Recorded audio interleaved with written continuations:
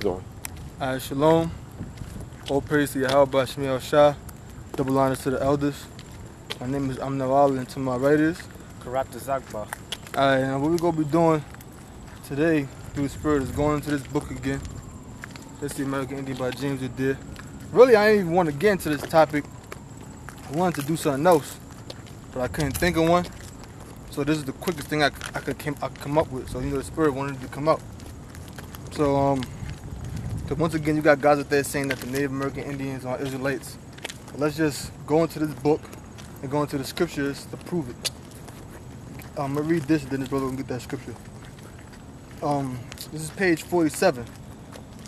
It says, the Jews called that which was the most excellent of everything the fat. Now that's in the scriptures. In the scriptures, most High said you had the fat of the land, the fat of this, the fat of that. The Jews called which was the most excellent of everything the fat. And the Indians, like men, that say osto nehe, which means the fat of the pompion. Well, let's get that. Deuteronomy 32 and 13. See what that says. All right. This is Deuteronomy chapter 32. Deuteronomy chapter 32. And this is argument 5 in the book. This is for brothers, just in case they might have this book, but probably didn't read the whole thing yet.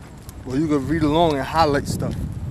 Go ahead. Yeah, Deuteronomy 32 and 13. Try to get that bottom part right here. This orange highlighted part. That's good. That's good. You don't gotta get it too long because they could just pause the video and just look at it themselves.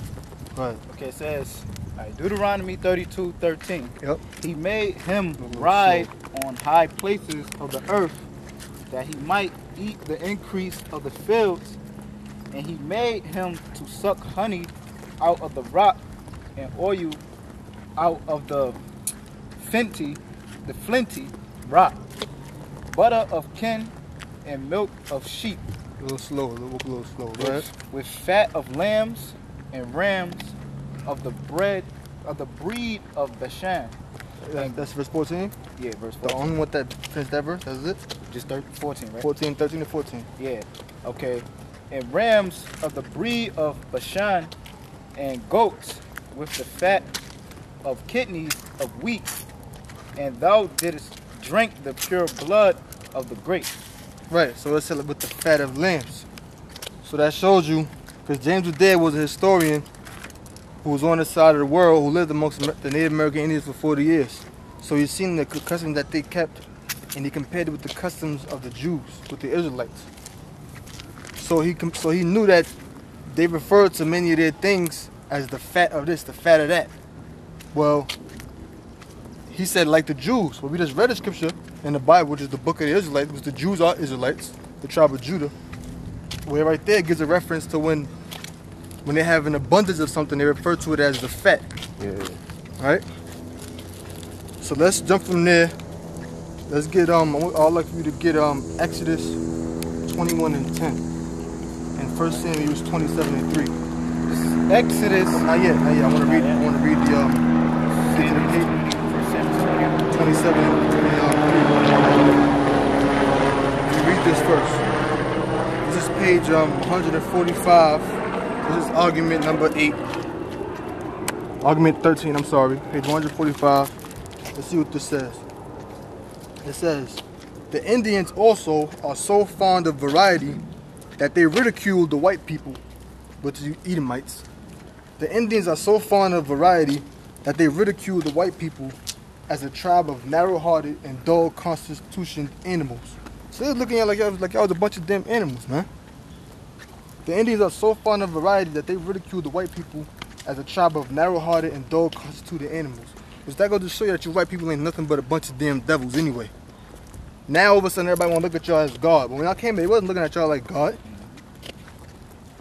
As a tribe of narrow-hearted and dull-constituted animals for having only one wife at a time. Right. Because the Native American men, they wasn't fucking homosexuals, man. That's right. There wasn't no damn... But you got faggots amongst all nations. What I mean by that is, there wasn't no, oh, I'm a one-woman man. Yeah. You know what I'm saying? That R&B, you got something to say? Yeah, they call that today polygamy. Yeah. Yeah, they call it polygamy now. Yeah, they'll demonize you if you have more than one wife. You got more than one, yeah, like you got, what is it, be monogamous, means to be like in a relationship with one person. And polygamy is to be in a relationship with multiple people. Like you got monotheism, which is the belief in one God, because mono means one. And polytheism, was a belief in many gods. They call that polygamy now, which shows you Esau is the devil, because he makes up certain terms. He makes up certain terms and then tries to tell you that, see, you can't do this because that you being a polygamist now. So it said, because they are so fond of variety, they ridicule the white people as narrow-hearted and dull constitution animals for having only one wife at a time. Well, let's read what the scripture said about having one wife. The scripture said a man is supposed to have one woman. Okay. This is Exodus 21 and 10. Yep. If he take him another wife. Yep. If you take unto him another wife. So what does that show you? A man can have more than one woman. Go on. Her food, her raiment, and her duty of marriage. Food and raiment. That's food and clothing. Go on. It said, and her duty of marriage. Duty of marriage is talking about sex. Go on. Shall he not diminish? Shall he not diminish? So according to the Bible, a man can have more than one woman. What the hell you get this shit? A man can have one woman shit. What kind of shit is that, man? That's why I fucking hate you damn so-called white people, man. Yep. Don't you? Fucking devil, man. And that scripture you just read, that cuts child support. Yeah, that cuts child support, man.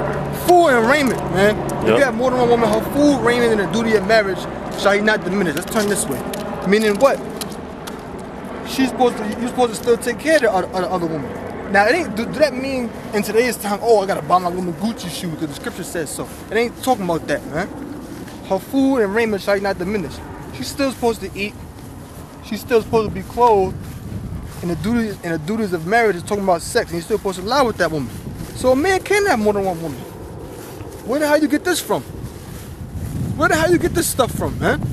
Oh, I know where you get it from, the so-called fucking white man, which needs to be destroyed. Damn devil, there's more to that? Alright, that was it on the And get that first Samuel 27:3. And that goes to show you, start from verse 1. And that just goes to show you that the Native Americans are Israelites. Because throughout this whole book right here, he's comparing their customs to the customs of the Israelites. And he said that they ridiculed white people, Edomites, for having only one wife. Because they had multiple wives, multiple women. Read that. Okay, this is 1 Samuel 27, verse 1. And this is dealing with, this is not the Pacific chapter, because the whole chapter is a long chapter. This is a woman named Abigail, who was a wife to a man named Nabal, or Nabal, I'm pronouncing it wrong, which basically means a fool. Alright? Okay. And what happened was David sent his men to Nabal's servants, or Nabal's servants, to get certain supplies from them, food and such, and they refused, but they came unto them peaceably. David got the word back, and they went back, and a woman, she feared that David was going to kill him, because David was going out there to slaughter them, and his men was going out there to slaughter them. And what happened was she came to David and his men. If I'm not mistaken, she bowed before David, she gave them food and so on and so forth. And after that, David said to the Most High, made the Most High judge him for coming up against the Lord's beloved, for coming up against David. And what happened was he wound up dying. When he wound up dying, the Most High put the guy to death, because the guy was drunk the previous night, and he woke up and he didn't wake up the next morning. The next morning, his wife found him dead, and David took his wife unto him. Go on, and David also had other wives. Read. Okay, this is 1 Samuel 27, yep. Verse 1. Yeah. And David said in his heart, I shall now perish one day by the hand of Saul. There is nothing better for me than that I should speedily escape into the land of the Philistines, and Saul shall desire of me to seek me any more in any coast of Israel. Get him. Go ahead. So shall read from the top again up while I get my sword, because I want to look and get the exact chapter to the part where she got with David. Okay. Go ahead. Read from the top again. Okay. 1 Samuel 27 verse 1. And David said in his heart, I shall now perish one day by the hand of Saul. There is nothing better for me than that I shall speedily escape into the land of the Philistines, and Saul shall desire, despair, Salakia. That's all right, I don't worry about it, because I'm gonna read it from here, from the 1 Samuel 25th chapter. Okay. I'm just gonna get right to the point.